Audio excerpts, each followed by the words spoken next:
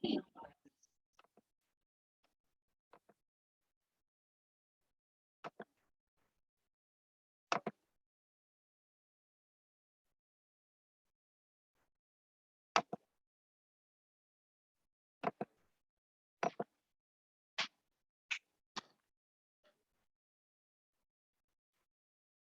buenas noches, jóvenes. Hoy vamos a terminar la última teórica, la penúltima teórica con trastornos circulatorios. Ya lo hemos dividido en dos partes. Vamos a empezar con trastornos circulatorios 1. Bueno, vamos a hablar acerca del edema, ¿no? Cuando hablamos de edema, es importante hablar del aumento o la acumulación anormal de líquido en los espacios intersticiales de los tejidos y en cavidades, ¿no? Entonces vamos a ver según el tipo de edema, vamos a dividirlo en dos, unos que son los inflamatorios, también llamados exudados, no por procesos inflamatorios, donde va a haber una vasodilatación y una transudación, ¿no? Una exudación, perdón, y salida de proteínas y elementos celulares. Y en el otro es no inflamatorio trasudado. Un ejemplo claro es insuficiencia cardíaca, donde va a haber salida de elementos, pero en menor cantidad, ¿no? O sea, va a haber proteína en menor cantidad, células inflamatorias en menor cantidad, ¿no? Acá vamos a ver una ilustración de lo que es el trasudado y el exudado. En el trasudado vamos a ver salida de elementos como proteínas, ¿no? En menor cantidad, la glucosa puede ser normal y la deshidrogenasa láctica igual disminuida, ¿no? En este caso, las células inflamatorias igual no suele haber ninguna, ¿no? En el trasudado. Un ejemplo claro, insuficiencia cardíaca. En el caso de los exudados, vamos a observar un aumento de las proteínas, ¿no? La glucosa se puede encontrar disminuida por un proceso infeccioso y la deshidrogenasa láctica alto, ¿no? Y como pueden observar ustedes acá, podemos ver colección de células inflamatorias como linfocitos, leucocitos, ¿no? Acá vamos a observar la comparación macroscópica de los líquidos, ¿no? Por ejemplo, un derrame pleural, una citis, en donde se hace una aspiración. Entonces, en la imagen izquierda podemos observar que hay un líquido trasudado, ¿no?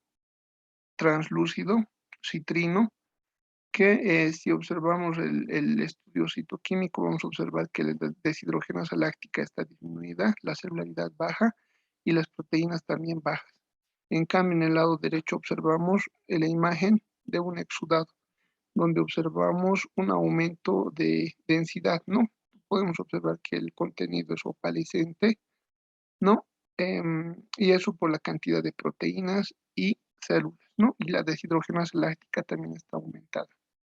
Entonces, macroscópicamente, ¿cómo podemos diferenciar un edema inflamatorio de un edema no inflamatorio? En un edema inflamatorio, primero vamos a ver cambio de coloración, ¿no? Vamos a ver acá que hay una hiperemia activa, ¿no? Que está rojiza, al tacto va a estar caliente y va a haber un aumento de volumen. Generalmente esto puede ser una celulitis o una inflamación infecciosa que está activa, ¿no? En cambio, en el lado derecho podemos observar un edema crónico no inflamatorio que se puede dar, por ejemplo, en insuficiencia cardíaca crónica, ¿no? O una insuficiencia renal, donde generalmente al tacto va a ser frío. Otro tipo de clasificación, según las variedades del edema, pueden ser localizados y generalizados, ¿no? Acá, por ejemplo, un ejemplo sencillo, un edema, una ampolla, ¿no? En la cara palmar del dedo, que se puede dar por el trabajo, ¿no? O en los jóvenes que hacen deporte, en el fútbol también, con la fricción o con el roce también se puede dar ampollas, ¿no? Localizados. Otro ejemplo, en este caso en cavidades, podemos ver la colección líquida en la cavidad de tórax, ¿no? Llamado hidrotórax. En la cavidad abdominal, ¿no? En el espacio, en este caso, puede denominarse ascitis, ¿no? En la cavidad abdominal. Y cuando el edema es generalizado, se afecta a miembros inferiores, superiores y a tronco, se denomina anasarca. Todo esto, desde el punto de vista químico y molecular, van a estar comandados por presiones, ¿no? Estas presiones pueden ser capilares a nivel de la presión intersticial y las presiones coloidosmóticas, ¿no? Ya sean en el plasma o a nivel intersticial. Entonces, los mecanismos que controlan la circulación en la sangre, pues básicamente va a estar dado por el intercambio, ¿no? A nivel de los capilares, tanto de las venas como de los arteriolas o de las vénulas capilares. A la alteración de estos puede llegar a acumularse líquido, ¿no?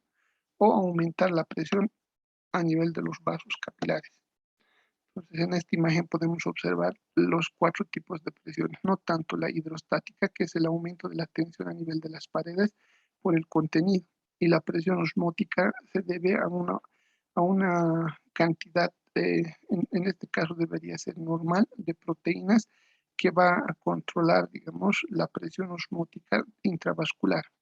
Pero si hay una disminución, en este caso de las proteínas, puede haber salida, ¿no? Del líquido intravascular al intersticial.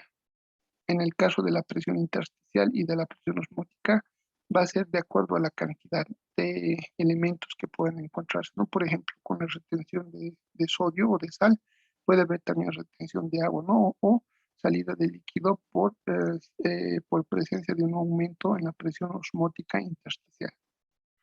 Entonces, vamos a ver cuáles son los ejemplos del edema desde el punto de vista clínico. Va a haber un aumento de la presión hidrostática en la sangre.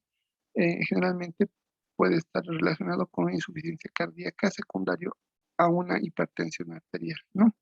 Una disminución de la presión osmótica en la sangre puede darse por disminución en la síntesis de proteína, por aumento de la eliminación de proteínas por el riñón, ¿no? O pérdida o fuga. Otra característica es la retención de sodio producida por un aumento de tensión osmótica, ¿no? En este caso a nivel intersticial. Y la última es por obstrucción linfática. En este caso puede ser por la parasitosis llamado filariasis, no hay una obstrucción del retorno linfático, por lo tanto va a haber retención de líquidos, ¿no? Sobre todo a nivel del miembro inferior, llamado también elefantiasis.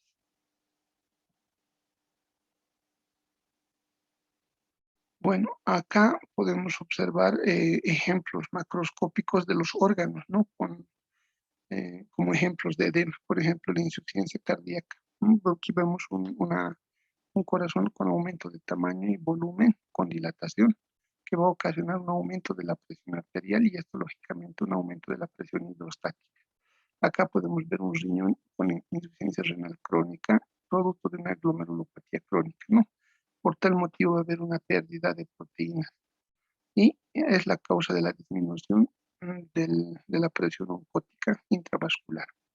Acá podemos ver un adenoma suprarrenal que va a ocasionar alteración en lo que es el sodio a nivel de la sangre y el intersticio y por tal motivo puede ocasionar un edema intersticial.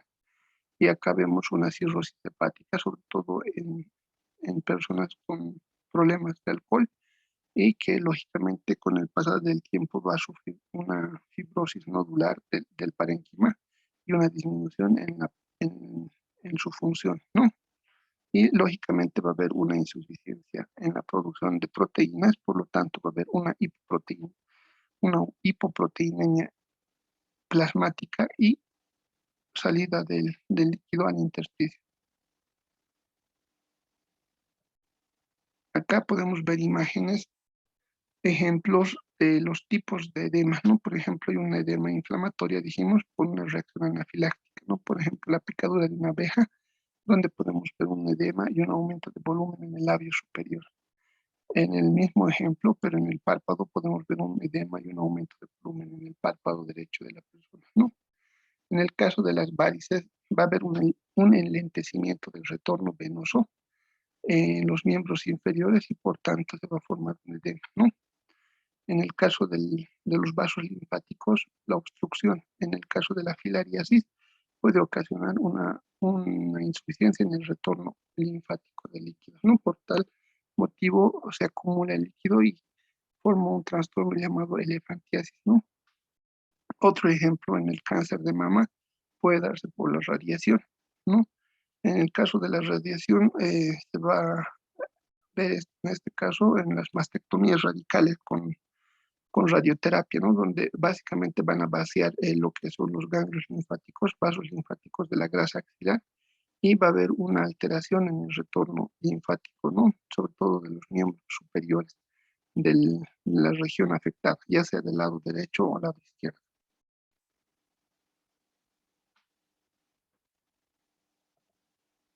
Bueno, ahora el edema, de acuerdo al órgano afectado, también tiene sus características. Por ejemplo, en el edema cardíaco, generalmente el edema se va a localizar a nivel de declive, ¿no? En este caso serían miembros inferiores si el paciente está en bipedestación. En pacientes internados, ¿no? O encamados, básicamente el edema se va a acumular a nivel de la región sacra, ¿no? Y otra característica es que van a ser de color azulado por la desoxigenación de la sangre y al tacto va a ser frío. En el caso del edema renal, el edema más bien se va a depositar a nivel de los tejidos laxos, a nivel del párpado, ¿no? Y una característica es que la digitopresión va a dejar una huella llamado fobia o también llamado signo de Godet. Macroscópicamente, en los tejidos donde se acumule líquido, también van a tener cambios específicos, ¿no? Por ejemplo, ver un aumento en el volumen y el peso, las vísceras van a tornarse más pálidas, ¿no? En el caso del riñón, por ejemplo, que es pardo rojiza, se va a tornar pálida, ¿no? Y si hay cápsulas, van a estar distendidas. Al corte va a haber la salida de líquido y van a tornarse brillantes, ¿no? Microscópicamente va a haber un precipitado intersticial granuloso, rosado, ¿no? Con aumento de vacuolas, ¿no? De líquidos. Y también células tumefactas. A nivel del cerebro podemos ver acá en esta imagen la diferencia de un cerebro normal versus un edema cerebral. En un cerebro normal vamos a ver que hay una relación armoniosa entre los surcos y las circunvoluciones. En cambio, en el edema cerebral vamos a ver que hay una disminución del, del tamaño, un estrechamiento de los surcos y un ensanchamiento de las circunvoluciones.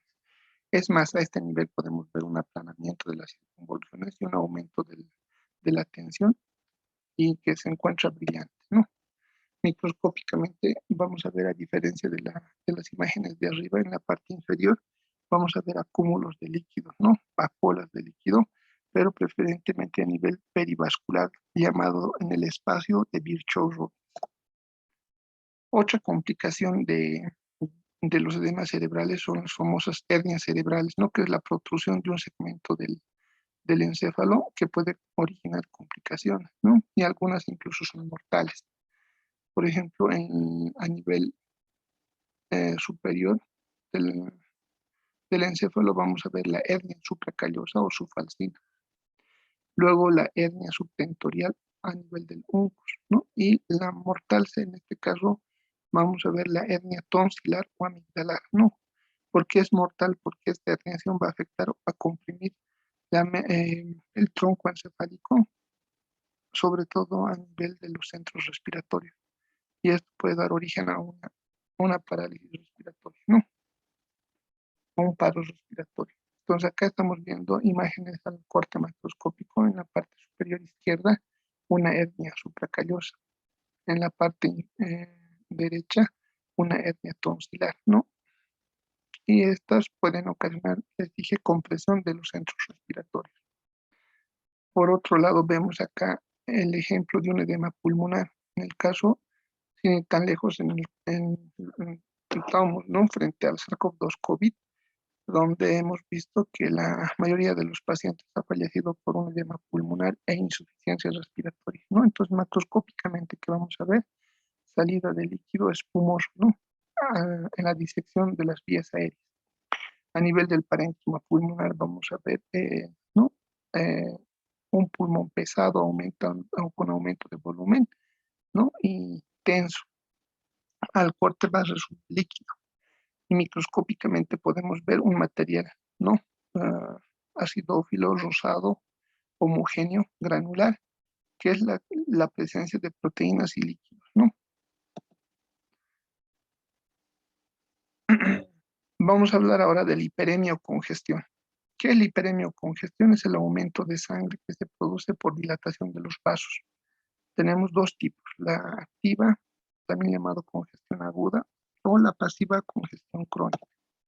La activa se presenta fisiológicamente, ¿no? Que va a darse por una vasodilatación local. Generalmente se da por estados de nerviosismo o rubor, ¿no? Cuando una persona se declara o sufre una tensión. Otros ejemplos de la hiperemia activa pueden ser la apendicitis aguda, ¿no? En el caso de un disparo en una persona que está disparado en vida, podemos ver la impresión de la boquilla del arma de fuego, y en el pulmón una congestión pulmonar activa, donde vamos a ver congestión y hemorragia, ¿no? La hiperemia pasiva, por el contrario, como su nombre dice, pasiva, es crónica, es lenta. Ejemplos típicos en un fallo ventricular izquierdo, por ejemplo, o fallo ventricular derecho. Hay una congestión del circuito pulmonar y por lo tanto va a haber una retención de sangre a nivel de los capilares alveolares, ¿no? Estos van a pasar a nivel espacio alveolar y van a acumularse, ¿no? Va a haber una descomposición de la hemosiderina, ¿no? Y van a ser fagocitados por los macrófagos. Estos macrófagos van a tener una característica especial, ¿no? Entonces acá estamos viendo una imagen al corte microscópico de un alveolo acúmulo, ¿no? En este caso de lo que habíamos mencionado, espacios alveolares con presencia de macrófagos, ¿no? Estos macrófagos con presencia de hemosiderina. A nivel del hígado también pasa lo mismo, ¿no? Hay acúmulo de, de congestión pasiva crónica y macroscópicamente esto se compara con una nuez moscada, ¿no? La nuez moscada entonces tiene la característica atigrada, donde tiene segmentos oscuros y segmentos claros. Esto se va a dar porque va a haber áreas que van a estar súper irrigadas, congestivas, y otras áreas periféricas con hipoxia, con anoxia y necrosis, ¿no? Entonces, la característica macroscópica se da por la nuez moscada. Pulmonar, a nivel pulmonar, entonces vamos a ver esto, ¿no? De la éstasis pasiva crónica, estos macrófagos con presencia de hemosiderina. La hemorragia. Vamos a definir la hemorragia como la salida de sangre del interior de los vasos hacia los tejidos o cavidades corporales o al exterior del organismo, ¿no? Podemos clasificar según su morfología en petequias, púrpuras, equimosis, hematomas y dependiendo de la cavidad donde se encuentre, hemopericardio, hemotórax o hemoperitoneo. Pues vamos a empezar por las petequias. Son hemorragias tan pequeñas y diminutas que se compara con la cabeza de un alfiler o la picadura de una pulga, ¿no? Puede medir de 1 a 2 milímetros y pueden observarse en cosas, ¿no? Sobre todo a nivel del pericardio, paladar y mucosa gástrica. Acá estamos observando también lo que es la púrpura. La púrpura son lesiones o confluencias de las petequias y suelen ser mayores de 3 milímetros hasta 1 centímetro, ¿no? Un ejemplo en el brazo y en el testículo. Las equimosis son lesiones subcutáneas, ¿no? Que pueden medir de 1 a 2 centímetros, pueden ser manchas más extensas. Y los hematomas son acumulación de coágulos a nivel del tejido celular subcutáneo. Pueden acumularse a nivel del brazo, la cadera, ¿no? O el lecho unguial. La característica que tiene cambios de coloración por descomposición de la bilirrubina. El hemotórax, en este caso, va a haber acúmulo de sangre a nivel de la cavidad torácica. En el hemopericardio, acúmulo de sangre a nivel de la cavidad pericárdica, ¿no? Esto se puede dar por ruptura de la pared del ventrículo, secundario a una necrosis por infarto agudo del miocardio. Luego tenemos a los hematomas o hemorragias a nivel cerebral, ¿no? Los más frecuentes y que son emergencia de neurocirugía son hematoma epidural y hematoma subdural. En el hematoma epidural va a haber una ruptura, una lesión de la arteria meningia, no por fractura de cráneo, y esto se va a acumular a nivel entre el cráneo y el pericardio, y lógicamente esto va a tener una característica que va a tener una forma biconvexa, ¿no? Y se va a llenar la sangre de forma rápida. Si no se actúa inmediatamente, esto puede causar daños irreversibles importantes. En el caso del hematoma subdural, más bien va a ser la afección a nivel de las venas, ¿no? O los puentes meningios venosos. En este caso, los más afectados son los ancianos, ¿no? Por la atrofia cerebral, ¿no? Y en este caso, la hemorragia o el sangrado es lento. A veces suele pasar desapercibido, generalmente son planos, ¿no? Vamos a hablar ahora de la hemorragia subaracnoidea. La hemorragia subaracnoidea se ubica a nivel de la base del cráneo, ¿no?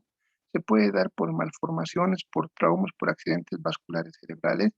El sitio más frecuente es a nivel de la arteria cerebral media o la bifurcación, ¿no? Se van a formar por debilitamiento de la pared, una dilatación de un segmento del vaso, y eso puede llegar a romperse por cambios de presión. Acá estamos viendo una imagen macroscópica, ¿no? Donde estamos observando aquí una dilatación de un segmento de la pared llamado aneurisma, o también llamado aneurisma en valla o en cereza, ¿no? Y esto lógicamente puede ocasionar la muerte del paciente.